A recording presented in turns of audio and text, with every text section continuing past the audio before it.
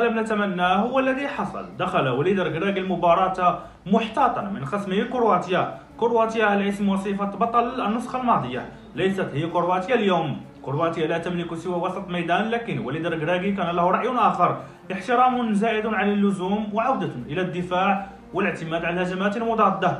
ما كسر خطة وليد ركراكي هي الكرات الضائعة التي لم تمكن اللاعبين من الانفراد بالحارس ولو خلق فرصة واحدة لتسجيل هدف من كرة مرتدة. رجوع إلى الخلف أدى إلى امتلاك كرواتيا للكرة في جل مباريات وأطوار هذا اللقاء. وليد ركراكي أخطأ حينما لم يقرر أخذ النقاط من هذه المباراة. مباراة كانت في متناول الأسود لو هم أرادوا ذلك، لكن نقطة خير من ولا شيء في مباراة كانت صعبة صعبها الأسود على نفسهم حينما ركضوا للدفاع، وكل مميزاتهم لاعبون في الهجوم.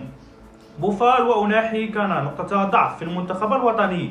هل نظرا لأسلوب التكتيكي لوليد ركراكي أم اللاعبون لم يأتوا إلى المونديال ذهنيا؟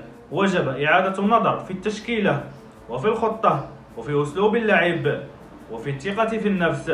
على الأسود أن يتحلوا بالشجاعة في المباريات القادمة ولا يركنوا إلى الدفاع.